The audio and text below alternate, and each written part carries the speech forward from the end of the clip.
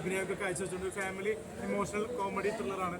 സേവുള്ള സിനിമയാണ്. ഇതിൽ മൺമറഞ്ഞു പോയ നമ്മുടെ കൊച്ചുകുട്ടനൊക്കെ ഉണ്ട്. പിന്നെ ഒരുപാട് മരിച്ചുപോയ ആൾക്കാർക്ക് അഭിനയിച്ചാണ് അവർക്ക് സ്മരിക്കുന്നു. അപ്പോൾ ഒരു നിമിഷം കണ്ണു നിറഞ്ഞ് കാണാൻ പറ്റുന്ന സിനിമയാണ് ഇത്. പണ്ടത്തെ നമ്മുടെ ദിലീപേട്ടൻ്റെ പച്ചക്കുതിര പോലെയൊക്കെ എനിക്ക് ഫീൽ ചെയ്തു.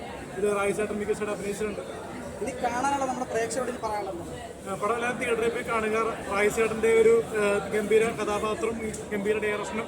നമ്മുടെ അലൻ ജോസ് പറയുന്നത് ഇനി കാണാനുള്ളവരെല്ലാം ഈ സിനിമ തിയേറ്ററിൽ തന്നെ വന്ന് കണ്ട് വിജയിപ്പിക്കണമെന്നാണ് പറയുന്നത്.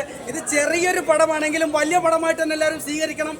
എനിക്കും അത് തന്നെയാണ് പറയാനുള്ളത്. ബ്രോ നമസ്കാരമുണ്ട്. നല്ലൊരു സിനിമ കാണാൻ സാധിച്ചു. അവിടെ പണ്ടത്തെ സൂര്യമാനസം മൂവിക്ക് നീലഗിരി ആ ഒരു ലൊക്കേഷൻസ് ഒക്കെ ക്രിയേറ്റ് ചെയ്ത്, അതുപോലെ തന്നെ നല്ലൊരു നമ്മൾ പ്രതീക്ഷിക്കാത്ത ക്ലൈമാക്സ് ഒക്കെയാണ് സിനിമയിൽ. അതുപോലെ തന്നെ പഴയ കാല കൊച്ചു പ്രേമൻ ചേട്ടൻ നമ്മളെ വിട്ടുപിരിഞ്ഞു പോയ ഒരുപാട് താരങ്ങൾ സിനിമയിലുണ്ട്.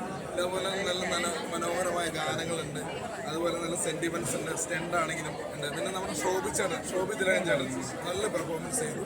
അതുപോലെ മറ്റുള്ള ആർട്ടിസ്റ്റുകളെല്ലാം ഗംഭീരമായിട്ട് നല്ലൊരു പടമാണ്. ഫാമിലി മൂവിയാണ്. കാരണം എല്ലാവരും കുടുംബസമേതം വന്ന് കാണേണ്ട ഒരു മൂവിയാണ്. കാരണം നല്ലൊരു സബ്ജക്റ്റാണ്. ഇതിനകത്ത് സെന്റിമെന്റ്സ് വർക്കൗട്ട് ചെയ്തിട്ടുണ്ട്. പാട്ടാണെങ്കിലും നല്ല രീതിയിൽ ചെയ്തിട്ടുണ്ട്. ലൊക്കേഷൻസ് ഒക്കെ ആണെങ്കിലും അടിപൊളിയാണ്. പിന്നെ മോളി കണ്ണമാലി ചേച്ചിയുണ്ട്, ചാലിപ്പാല ചേട്ടനുണ്ട്, പിന്നെ അരിസ്റ്റോ സുരേഷ് ചേട്ടൻ നല്ല പെർഫോമൻസ് ആണ് ചെയ്തിരിക്കുന്നത്. ഞങ്ങൾ ഒരുപാട് താരങ്ങളുണ്ട്. എന്തായാലും നല്ല ഒരുപാട് വർഷങ്ങളുടെ ഒരു പ്രയത്നമാണ് ഒരു കഥ പറയുന്ന സിനിമ.